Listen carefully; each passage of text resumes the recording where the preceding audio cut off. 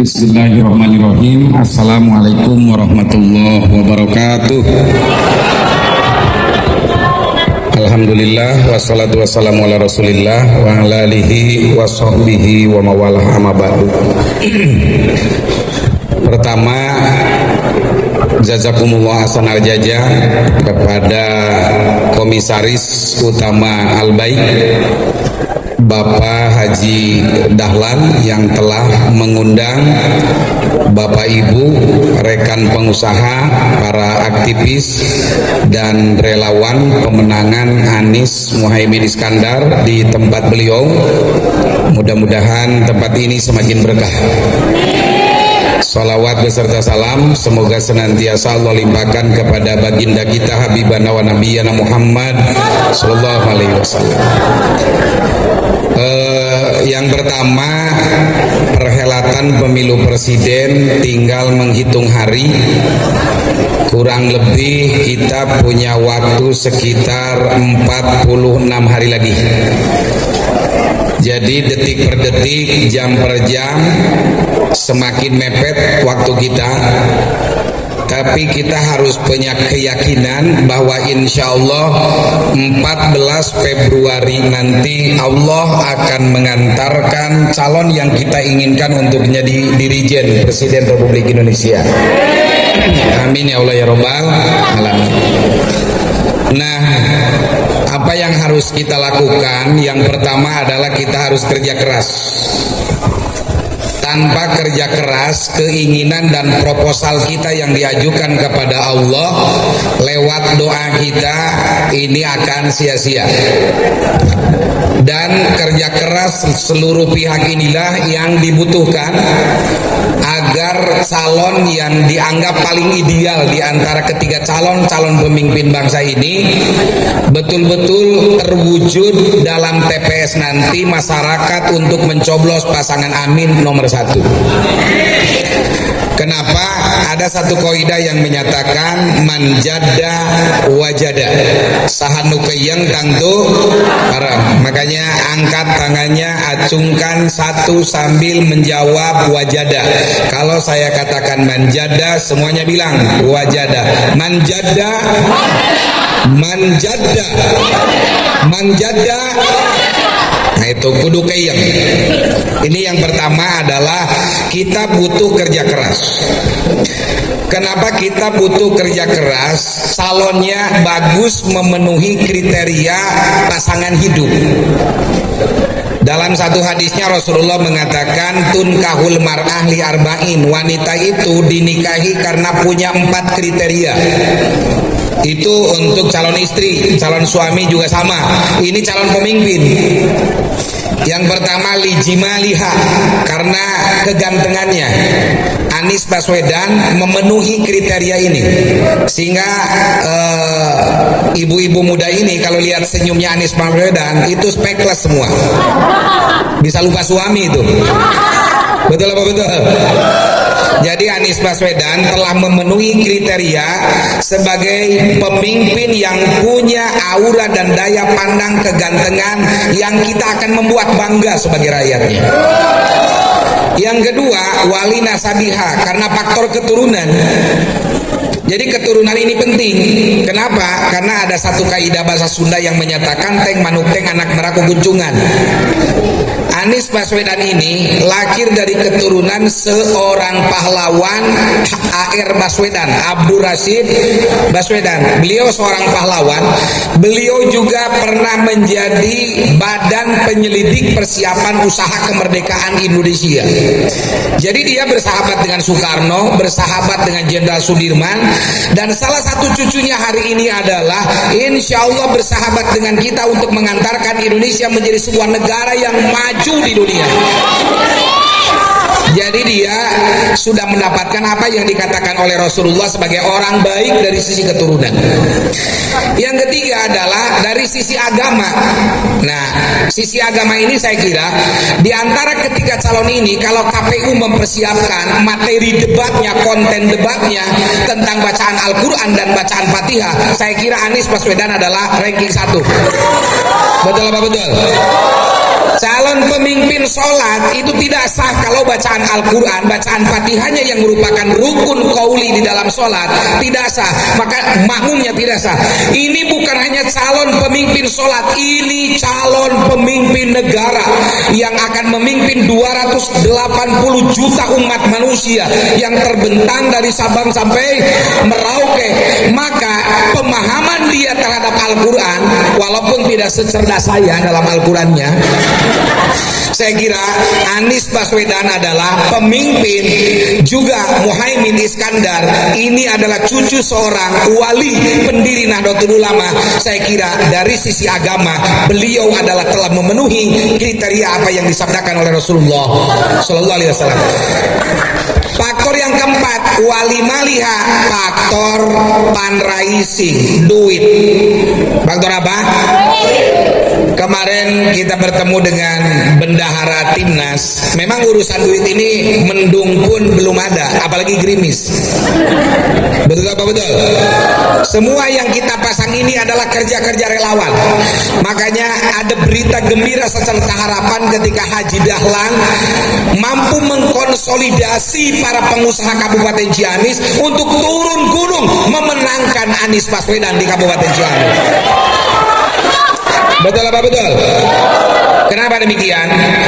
Sejarah selalu mencatat bahwa serial kepahlawanan itu adalah hadir dari manusia-manusia yang punya mental kepahlawanan. Betul apa betul? Jenderal Sudirman itu kemana-mana ditandu dan dia tidak punya harta, tetapi mental kepahlawanan itulah yang pada akhirnya dia menjadi jenderal besar Indonesia, padahal tidak punya materi. Betul? Tetapi apa yang ada di dalam jiwa-jiwa mental kepahlawanan adalah ruhut tadhiyah, rela berkorban.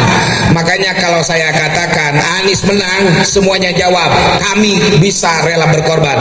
Anies menang. Betul apa betul? Ibu-ibu siap untuk berkorban? Coba ibu-ibu saya lihat, acungkan tangannya. Ada kalung ibu di tangannya? Ada kalung, ada gelang, ada gelang. Ali ada, kongkorong ada. Nah, saya ingin bertanya, siapkah kita menghadirkan pemimpin ideal untuk Indonesia 10 tahun ke depan? Nah, dikirakan. Betul apa betul? Padahal kalau kita baca dalam rentetan sejarah, ketika perang Tabuk, Rasulullah itu terkenal dengan Guzaidul Usrah, tentaranya yang miskin APK kira-kira, miskin alat peraga kampanye, uang tidak ada, perbekalan kurang. Tetapi Rasulullah memanggil para pengusaha. Yang pertama dipanggil adalah Utsman bin Affan. Beliau menginfakkan 100.000 uang dinar, 30 himar, 30 ekor himar, 30 ekor kuda. Kalau sekarang kuda itu sejenis mobil Innova. Yang ketiga, ada 100 ekor himar, kira-kira angkot. Dan yang keempatnya adalah ada unta sebanyak 20 ekor dari Utsman bin Affan. Kita hari ini kedatangan Direktur PO Budiman, Haji Ade.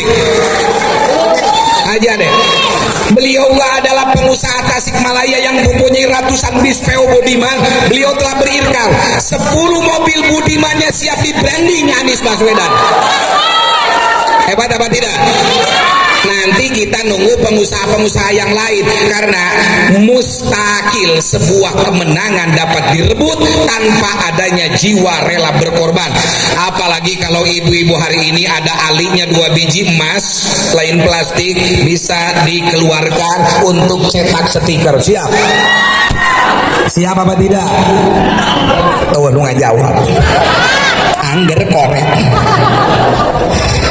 Nggak ada ceritanya tidak ada pengorbanan. Bahkan ketika Rasulullah memanggil Abu Bakar Siddiq, apa yang dikatakan Abu Bakar Siddiq? Anfaqtu kulla mali, aku infakkan seluruh harta saya. Inilah arti kepahlawanan, rela berkorban, rela berkorban, rela berkorban. Apakah semuanya siap? Acungkan tangannya satu. Siapkah kita memenangkan Anies Baswedan? Siapkah kita memenangkan Anies Baswedan? Allahu Akbar. Allahu Akbar. Mungkin ada yang bertanya, kabina-bina teuing, politik itu kan politik not dangerous game but funny game. Ngerti aki-aki. Politik itu permainan yang biasa-biasa saja, tidak menegangkan. Tetapi kenapa kita seolah-olah serius? Karena ini bukan tentang Anies Baswedan dan Muhaimin Iskandar. Betul apa betul? Ini bukan tentang pesta demokrasi biasa. Tetapi ini berbicara tentang 280 juta penduduk Indonesia. Ini berbicara tentang negara dari Sabang sampai Merauke. Ini berbicara tentang penegakan hukum. Kita hari ini sedih, Ketua KPK sebagai benteng hukum Indonesia ditetapkan menjadi tersangka. Betul apa betul? Kita sedih hari ini karena beda posisi dalam status kita bernegara. Ada the ruling party yang ikut posisi pemerintahan, ada oposisi. Di dalam dunia demokrasi, oposisi itu adalah laksana garam dalam dunia demokrasi. Tak mungkin kita membangun harmoni sebuah bangsa tanpa adanya oposisi. Tetapi politik Indonesia hari-hari ini, oposisi dianggap anti Pancasila. Betul apa betul? Oposisi dianggap anti kebinekaan. Betul apa betul? Oposisi dianggap anti NKRI. Sejarah mencatat ulama, aktivis muslim, itulah investor utama bangsa ini. Kiai Haji Zainal Mustafa dari Tasikmalaya, beliaulah adalah seorang pahlawan yang rela mati berkalang tanah, darahnya tercecer, nyawanya melayang demi bangsa Indonesia. Nyawa.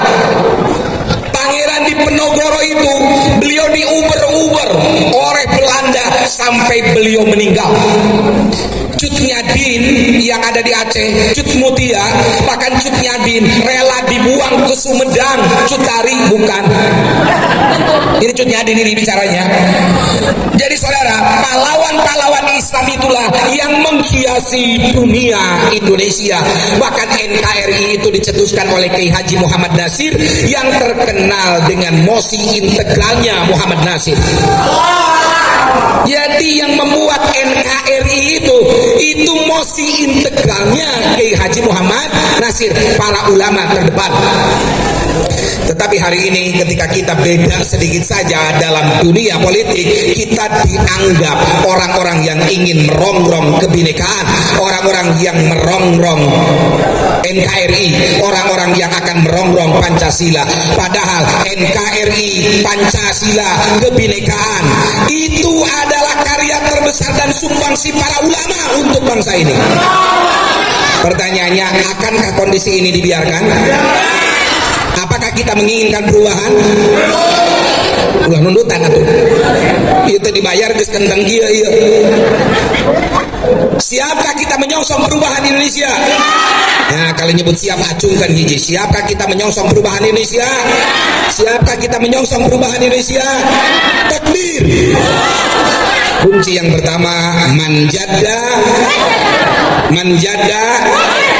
Mulai saat ini bangunlah di tengah malam, lalu rental pasangan amin di sepertiga malam, dan sesudah sholat subuh mulai bergerak kita, ketuk rumah tetangga, sowan ke setiap masyarakat, jangkau semua. Jangan ada gerakan kita, napas kita, mendengkur kita hari ini tanpa kita mendakwahkan pasangan amin. Siap semuanya? Siap semuanya? Takbir.